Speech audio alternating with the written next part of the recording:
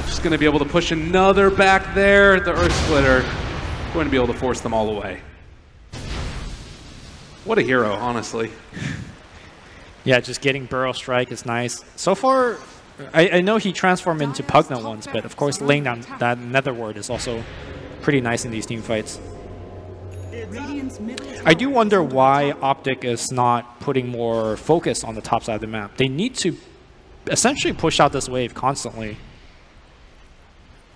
Yeah, it's a little bit tough in this particular game for sure. Like, you don't want to get caught out and picked off, particularly now that the Sand King is there, but I know what you mean. It's that's always the danger point, right? Yeah. Because against this lineup, you can just lose that Rax within the matter of seconds. In terms of who could actually do that split push, I think Zai is probably the best candidate, because he could, for example, X himself in the trees, blink out to clear the wave, and then X himself back to safety. Yeah, for sure. And, well, it's getting to that point as well that we always knew it could, where Storm Spirit becomes a serious problem. He's trying to finish off that Bloodstone. And, again, pressure going to be mounted along that top lane as 9 is pushing it out.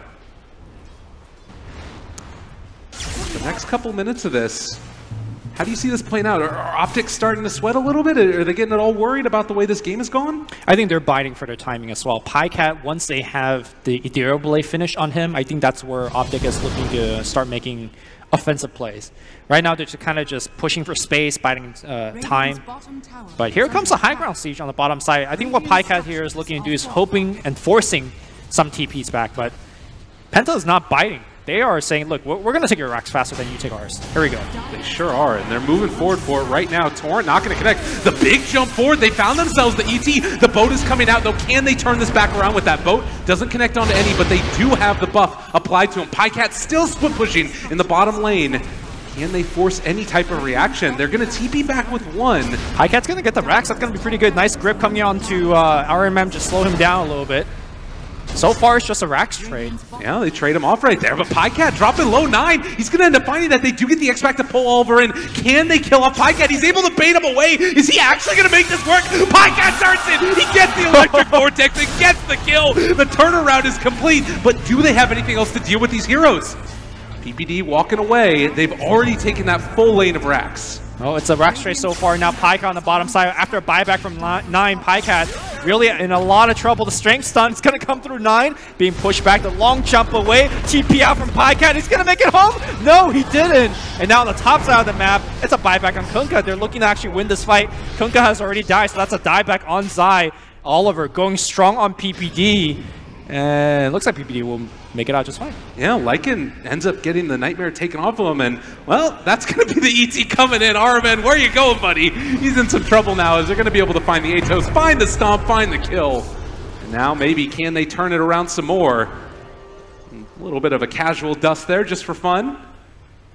And it looks like with the ulti coming off of cooldown now, they're going to be able to chase him down most likely. They don't realize where he is. All right, jumps over to the side. Now they got him caught. He will still have another stomp available to him, but no TP as of yet. Stomp connects. A little bit of an awkward spot, and they'll find the kill. But in the midst of all that chaos, the big story right here is that Penta has brought it back to even in spite of that barracks going down. Yeah, and for the team that is trying to push Penta, the next lane that they want to be pushing is the bottom lane, right? You want to push essentially the opposite side of the map where you got the first lane of Rax to essentially widen the gap where Optic needs to go to defend. But because the fact that they have lost the Rax there, it will make that push much, much harder to come by. Now they're going to go in for the first Roshan, which is essentially free for the team. I say that though, Optic is making moves. Oh, Zai thinking about it. He can throw it at Torrent. It's going to connect. Now, they do have the potential to jump in with Pycat. Do they want to find this? Nightmare onto 1. Burrow Strike to turn it. The boat is going to go down. It's going to connect onto 2. A good play right there. 9 battling out against Pycat. They're all in the pit right there. They are able to take over the Aegis. Good play by 9. Can they find any more now? CCNC jumps forward. He gets the stun onto 1. The decap to try and save him. It's going to work out, but the Bane is already gone. Now, can they find any more? 9 daddling against Pycat. If he dies right there, it might end up working out for him for the better. They're going to leave him alive, so that way they won't find the rest of him. CCNC ends up getting that 1 kill. Pops his BKB, wants to turn and fight this one. He gets the stun onto 9. Can they find any more damage? They're looking for any type of disable. They get the sleep onto him as well. Zai is battling with Oliver on the other side. They get the shrine off. It's a good play, but 9, he's going to drop. Optic make it work. Zai trying to run now. He's going to die to Oliver, but they get the stomp to turn it. Now with the secondary stun from Pycat, as he switched over to the Sand King form, he's going to try and waveform out of this, I believe, as Optic are going to be forced to back. They burn the Aegis, and that's the important part. They pretty much get nothing out of that Roshan engagement, and bottom side is constantly being pressured. What they're looking to do right now, Optic, is trying to cancel as many TP as possible. And now, Vision's being granted. Saxa's got his Rod of Atos, will pop it, the Stomp's going to hit, so they will get RMN for sure. The question is, can Oliver finish that TP? He does. Oh, they got the other, though. They're able to catch Pugna as well, and he's in a ton of trouble. They switch over the Nightmare, though. Good play, but a long stun. Oh, that saves him. Great play by that Oliver.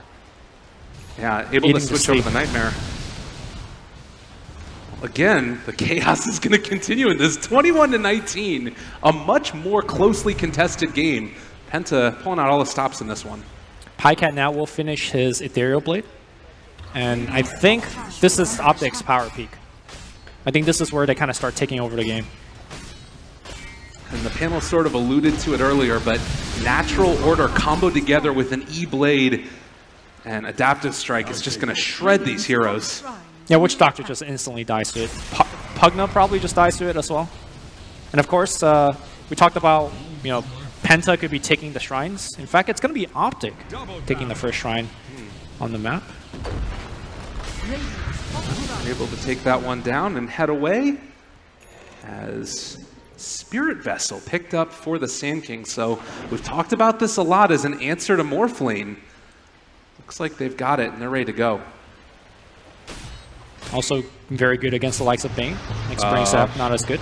Is he going to get the X back still? Yes, he will. Yule's a little bit off the mark there, but now interrupting.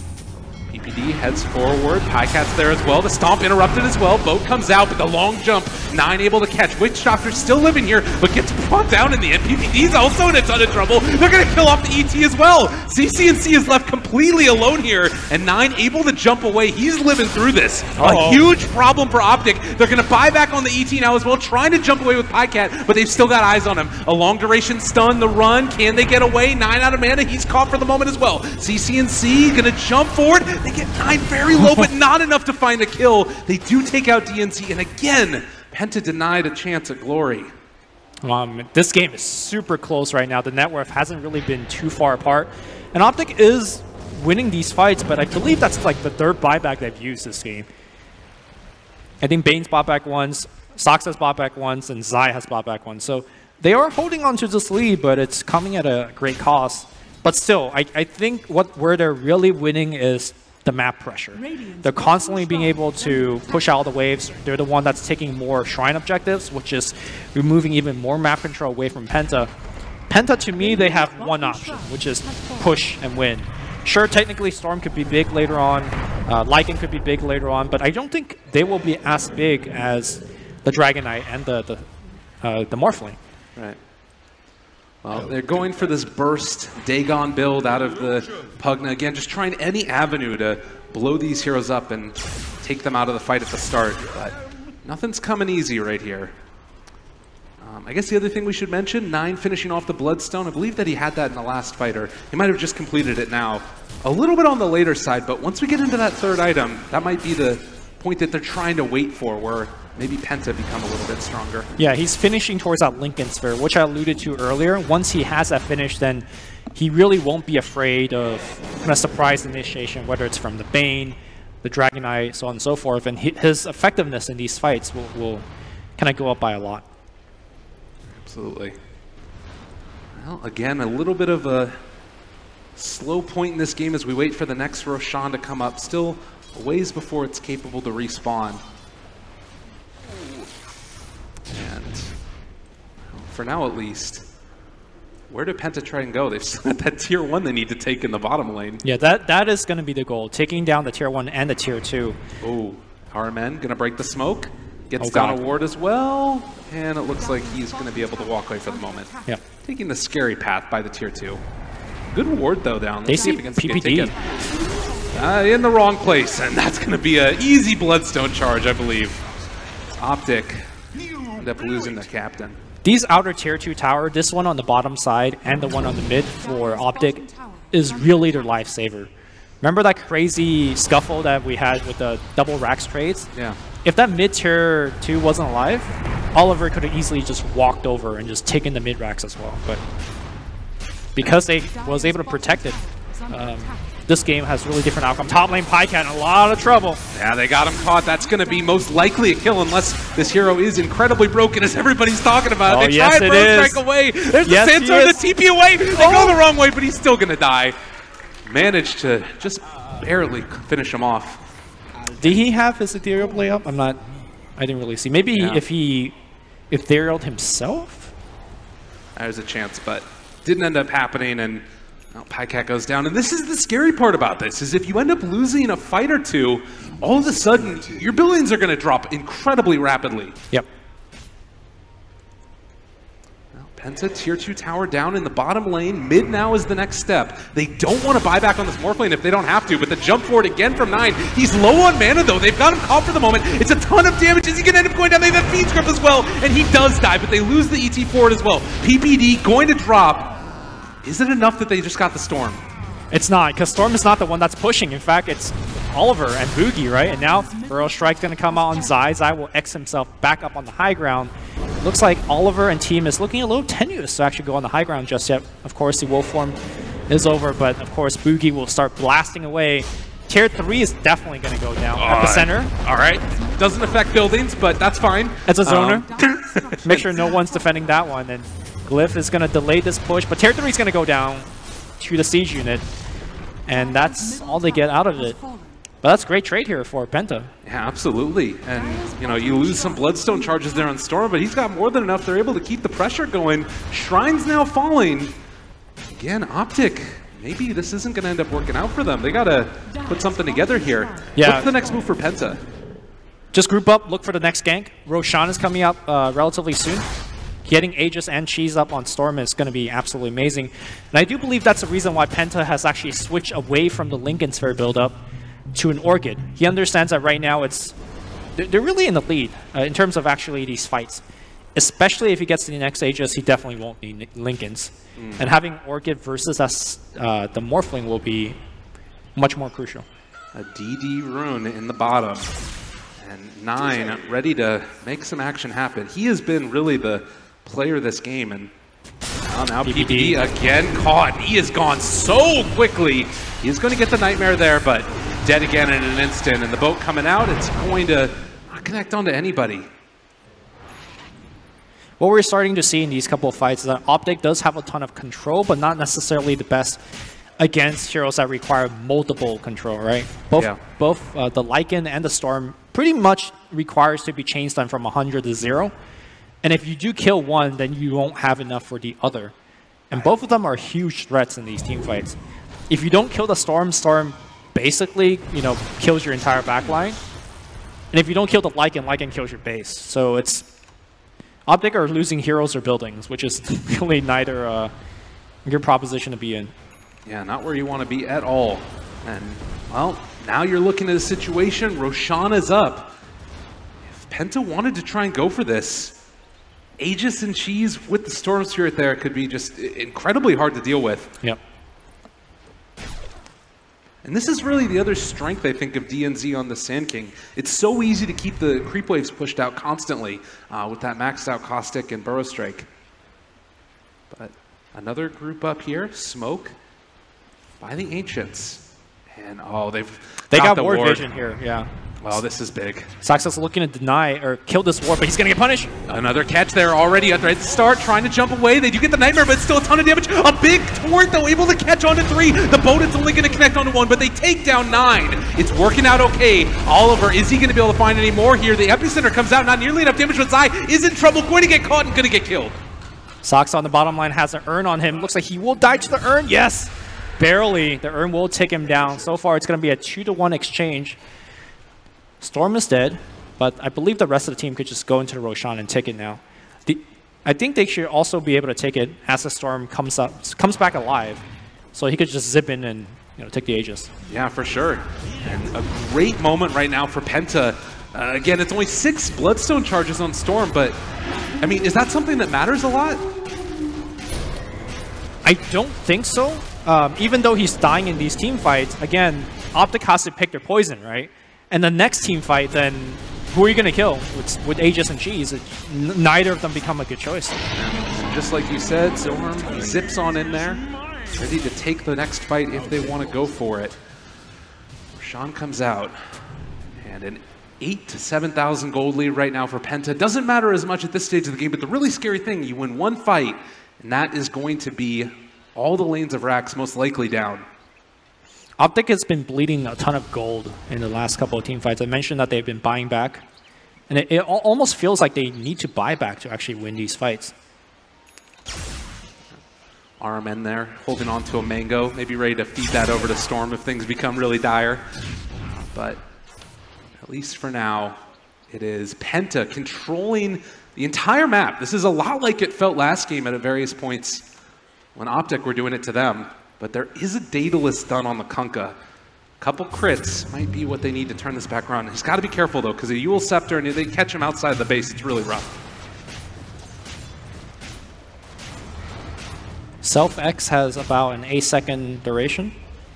And if you could pick him up in the air during that, you could straight up die. Yeah. Blink away there. Optic again, thinking about going for a big play. But it looks like they are just going to be content to keep the farm going, at least until they can find a pickoff. And, I mean, for Optic, they have to catch the Storm at the start. 9? Okay. He jumps forward. He's just dead. He's got Aegis. Aegis. They have to time this perfectly. That might be too early. That was actually way early, but it doesn't matter. They still have the grip. 9 is gone. It's all falling apart there for Penta. If they're not careful, they might end up losing more as well. They catch RMN. Great torrent from Zai. He's going to throw out the boat as well. That's going to connect. It's going to give the buff to a lot of these heroes as well. Penta just throwing away an advantage, and they're trying to go now forward with Oliver. He does have BKB.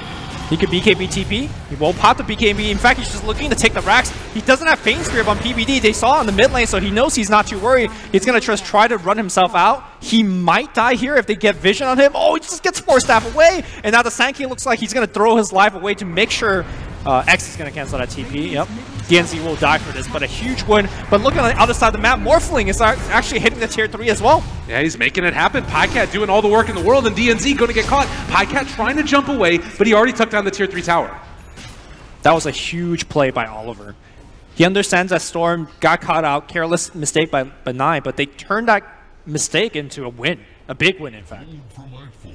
So you think that it's still worth it if they're still getting those objectives, basically? For sure. Okay.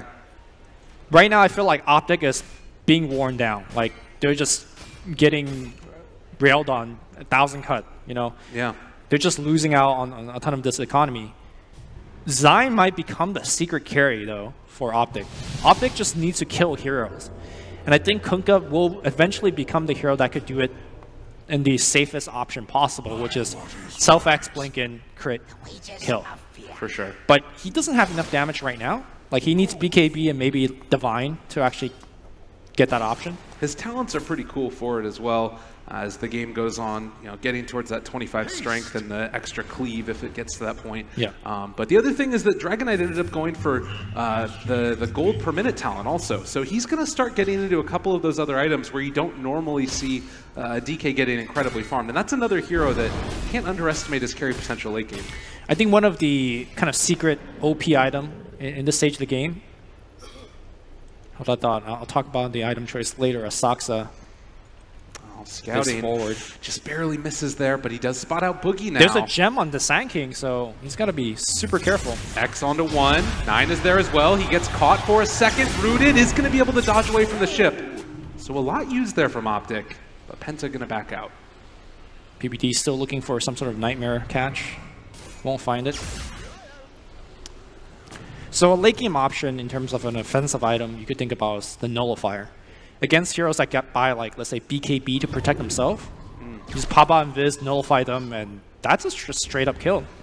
And that can be an option that DK goes for. Although, as I say, that CCNC's inventory is filled to the brim right now, and then he needs to start thinking about, like, you know, what options. Maybe Moon Shards is in consideration as well, just for that. Definitely. I mean, that's something they'll need to think about eventually. Like, upgrading to Silver Edge, too. Not terrible this game. Take out Feral Impulse. But really, maybe just extra little bit of utility of having more items. CCNC going to scout down bottom there. It is just the Sand King.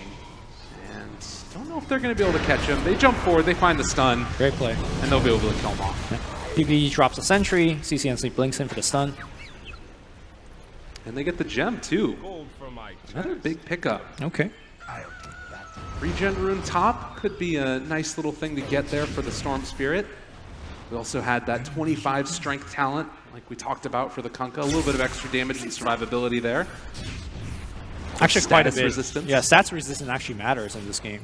I mean, there's so many just kind of annoying disables. Invis, ET. Still a ways away before Roche respawns. But it will be that refresher shard when it eventually comes about. I don't think Penta actually have any insane refresher shard heroes. No. Now, look at Optic. Yeah. They're moving forward there. They do force a couple back as well. Since top lane is being pushed in, they have to deal with this. On that note, does Optic have any insane refresher shard hero? Soxa double Earth Splitter. There you go. Make an X. The dream. You could do double boat with the ghost ship talent. You get just a billion double boats. Fleet. Double fleet. Yeah. Oh, man. Let's go Pirates of Caribbean over here. Yeah. I mean, probably the biggest ones would just be like to get DK form back up again or something like that in a fight. Or, I mean, in that previous engagement, double Fiend's Grip would have made all the difference, right? Like, they used Fiend's Grip for the mid-storm kill, and then recognizing that Oliver just pop BKB and just hit the racks. Double Fiend's Grip also is a huge consideration in a game like this. That might be the first item that PPD ever gets from Roche in his career. That's probably true. Well, nonetheless, move forward, push out the lanes, keep this under wraps constantly. Don't want to give away any type of kills at this point, but it is going to be Penta moving through this bottom lane. They know where they want to go next, and it's towards that tier 3 tower. BKB now finish on the Kunkka, and looks like Butterfly as well here. But this also means Optic is now lacking a ton of buyback, so they must choose their fights very carefully. If they do lose it, it's lights out. Oh god, Morphling just got a DD on top of that Butterfly.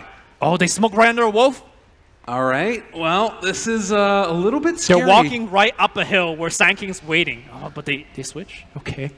And now they go the other way. Walking up the hill when you're smoke is like a big no-no. CCNC leading the way. He's got the gem. He's got the BKB. But they just don't have vision on this side of the map. Now they jump forward, able to find onto one, but it's absolutely everybody else that's there as well. They're still going to have that DD as well coming in from Pycat. Can they do enough damage? The Earth Splitter connects onto all of them. It's a ton of damage coming in from 9, but do they have enough? He pops the cheese, able to turn this further. It's a big win so far for Optic, but they already had to buy back on PPD. Can they find any more here? CCNC trying to take down that Storm Spirit. Long duration disable, and he ends up going down. Another kill there as well as Zai ends up falling. 2 dead, 70 seconds on the sideline for that Storm. It is just a chaotic fight, but now it looks like Boogie got picked up by PPD. The Fiend Script solo on Boogie, they will pop that kill. DNZ tries to come in, but he comes in a little bit too late. They drop the sentry. DNZ in a lot of trouble as well. Pycat picks up a double. They win that huge engagement, and they needed to. Again, no buyback on any of the Optic cores. Look at that damage from the Morphling. The DD and everything else, he just dominated that fight.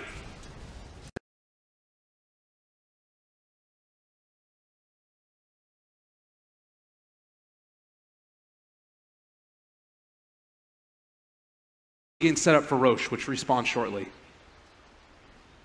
You say that. Pycat's just walking up your base right now. Oh, that's a good point. All right. Well, again, 30 seconds on the sideline for that Sand King. That building damage. They pop the glyph. Recognizing that Storm's back up soon. They don't want to wake the dragon. Absolutely. Now, Roche, we said, shortly going to respawn. So, Morphling, I believe, had level 25 in that team fight. Did you see Double Waveform doing a lot? I think he might have been able to get out of one engagement after he went in one time. Okay. That fight was so chaotic that I... Absolutely. Now, 32-31, 44 minutes into this game. It's a 5,000 net worth lead, but really it's all about buybacks at this stage. It's all about positioning, where the lanes are at, and it does feel like Optic have kind of turned a corner. I wonder if 9 kind of regrets going for that Orchid. The Orchid, as he picked it up, was very good for that stage of the game, as he was about to pick up Aegis. But it delayed the Lincolns, it delayed the BKB. I do wonder if he's going to do more for the team. He pretty much jumps in and dies, right? Which is pretty rare for a Storm Spirit. Delivering the Nullifier for the Lycan, but CCNC sees it. They're able to get away with it right now. The Courier, it's going to die, but they did deliver the Nullifier. They see that Roshan is up as well. Awkward positions. They're on opposite sides of the map from each other. And the creep advantage is on the side of Penta. They can actually just push this mid lane if they want. Here comes again Optic. Well, 9 there in the trees. Spots out Pycat. CCNC behind him. All right, 1 wave charm down. Again, the Nullifier is there. If they wanted to go for it. Stomp didn't connect onto anybody. Pycat still standing forward. They miss on the jump. Can they find a turnaround now? CCNC jumps forward. Able to catch there onto DNZ as well. He's going to drop. Oh. They don't quite get the kill, though. Oh my god, CCNC loses half his HP. He's dropping so fast right now. Even with the BKB, he's trapped in, but the bow covers over him. And now Oliver's on the run. His BKB is now ended. They got the grip onto the Storm Spirit. They're able to catch him. They're able to bring him down. They bring down 9. A great play. PPD does it again and able to turn it around. All of Penta are gone. Oh, Oliver. If he gets caught here, this is going to be huge. They have the X. They have the Torrent. He won't be caught, and he's going to get brought down. A huge crit to start things off. 5 dead. No buybacks. And now they're going to just run down mid. Not Oliver. Pycat. We saw his damage on the building. And he might even just bypass that Rax and just go for the throne. This might just do it right here. Creeps in the base, no buybacks at all. Optic looking to take this one 2-0 over Penta. Man, what a turnaround this game. They will force out the GG. Optic takes a nail-biting game 2. For a majority of this game, like, it looks super even. Both teams traded Raxes. Yeah, both if not teams Penta ahead. Yeah. Well, I mean, a really impressive display from him. I think it's what everybody was kind of expecting. Maybe not in that fashion, though. Penta put up a hell of a fight. Lumi going into the finals now, thinking about it, it's going to be Optic going up against Empire. How are you feeling? I feel like this game really showed that Optic was kind of caught a little bit blindsided by this strategy, at least. Yeah. I think Empire could actually learn a lot from this game and maybe mimic the strategy. And as we saw from the first series, Empire has one of the biggest hero pool in this tournament, in this event. So it's going to be really tough preparing for that team as well. I think Empire is going to make a very good opponent for Optic in the finals. Absolutely. Well, really good stuff being shown there. And of course, lots of respect all around as these two teams, PPD said in his interview, wanted to meet them in the finals. They meet in the semifinals, and they're able to eliminate them here. Aces ROG Masters.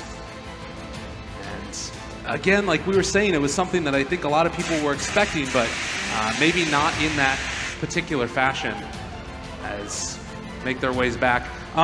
You know, thinking about the whole story of them coming through here and basically not dropping a game for both of these teams throughout the entire event, is that surprising to you? Do you feel like that sort of gives either team an advantage, really? Well, now that Optic is in